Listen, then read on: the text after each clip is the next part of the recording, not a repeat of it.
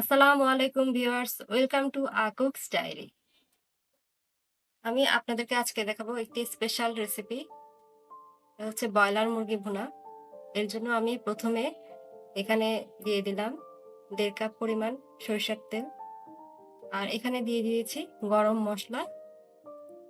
এখন পেঁয়াজ দিয়ে দিব ১.৫ কাপ পরিমাণ। গরম মসলার মধ্যে আমি দিয়েছি এলাচ, দারচিনি, তেজপাতা, লং আর গোলমরিচ।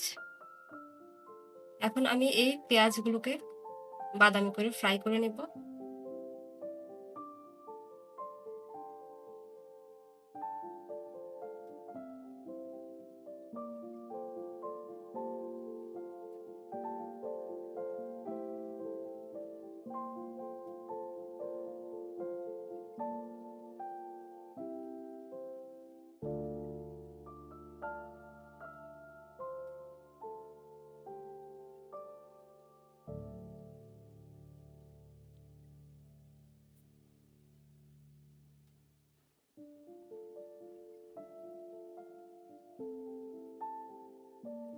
এখন দিয়ে দিব আদা পেস্ট।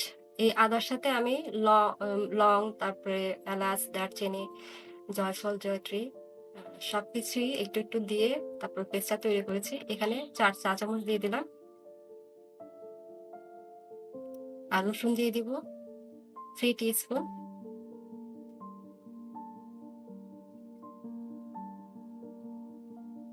আদার এই পেস্টটা আপনার অনেক সময় বাঁচায়।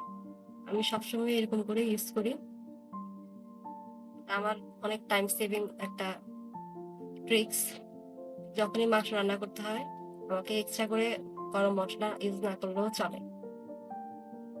লবণ দিয়ে দিব স্বাদ মতো।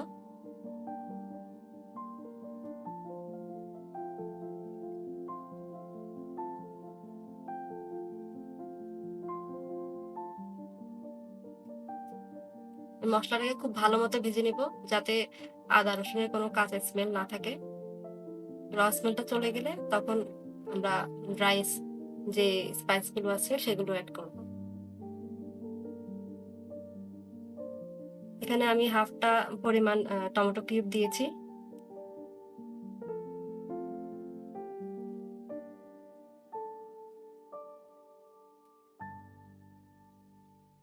এখন পানি দিয়ে দিব 2/3 কাপ, 1 কাপ থেকে কিছুটা কম। দিয়ে নেড়ে আমি বাকি ড্রাই ইনগ্রেডিয়েন্টস গুলো ইউজ করব।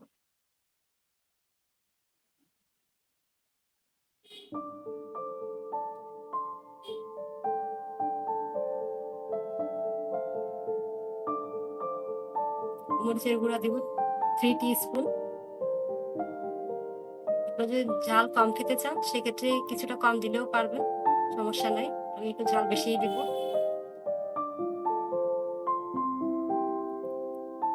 আর হলুদ দিব 2 টিস্পুন।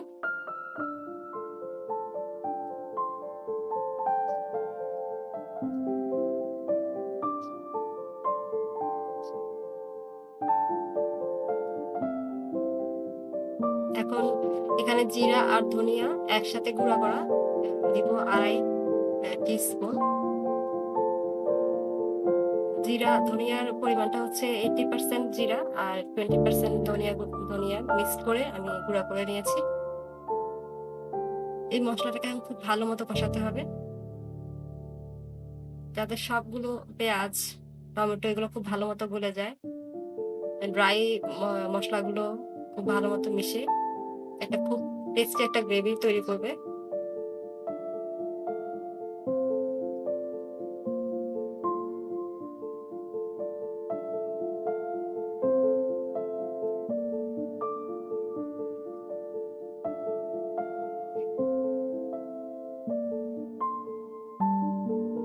আপনারা ট্রাই করবেন এই মসলাটাকে মিডিয়াম ফ্লেমে কষানোর জন্য।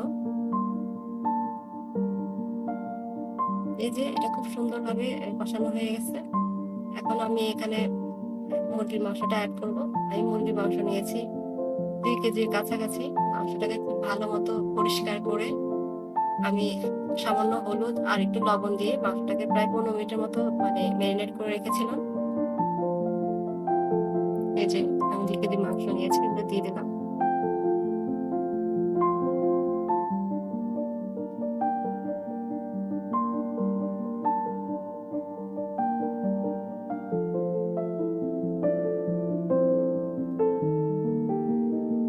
এখন আর আমি এটাতে কোনো পানি এড করব না।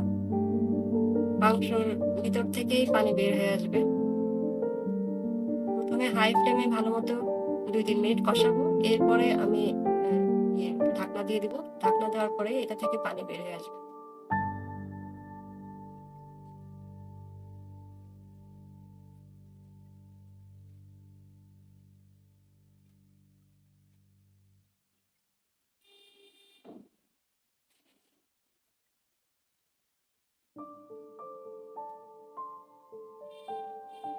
তখন চুলার আঁচটা কমিয়ে দিব।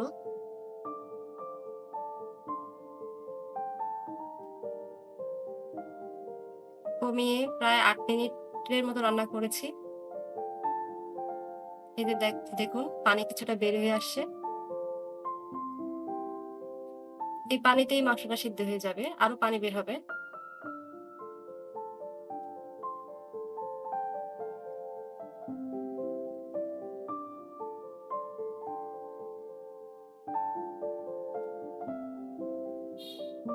আমি এখানে ৬-৭ টা কাঁচামরিচ দিয়ে দিব।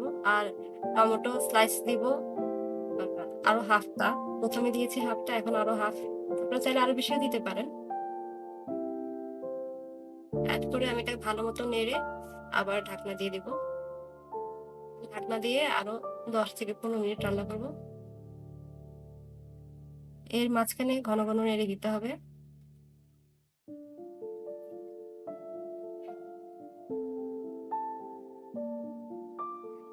এই যে দেখুন কি পরিমাণ পানি বের হয়েছে। এই পানিতে মাংসটা খুব সফট হয়ে যাবে। এক্সট্রা কোনো পানি ইউজ করতে হবে না। আর যদি মাংসটা আপনি যদি ফ্রোজেন মাংস ইউজ করে থাকেন, সেই ক্ষেত্রে আপনাকে একটু পানি দিতে হবে। সাথে, সাথে যদি মুরগি অ্যা জবাইয়ের সাথে, সাথে রান্না করেন, সেক্ষেত্রে কোনো পানি এড করতে হবে না।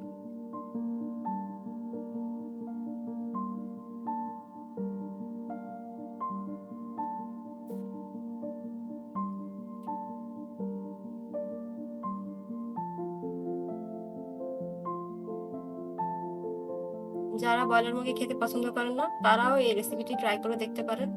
এটা আসলেই খুব টেস্টি হয়। এটা রুটি, মাংস, চিতই পিঠা, খোলা জালি পিঠা যেকোনো রেসিপির সাথে মানে যেকোনো পিঠার সাথে এটা খুব ভালো লাগে। ভাতের সাথেও মজা, পোলাওর সাথেও মজা লাগে।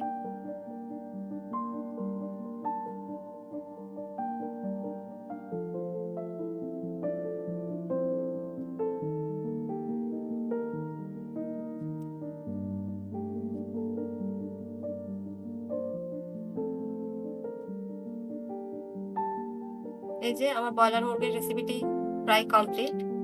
আমি এটাকে সার্ভ করব। এই মাংসগুলো খুব সুন্দর সিদ্ধ হয়েছে।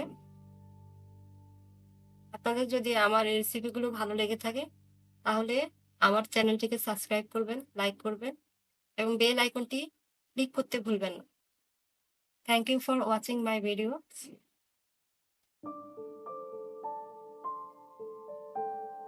সম্পূর্ণ ভিডিওটি দেখার জন্য আপনাদেরকে অসংখ্য ধন্যবাদ। আসসালামু আলাইকুম।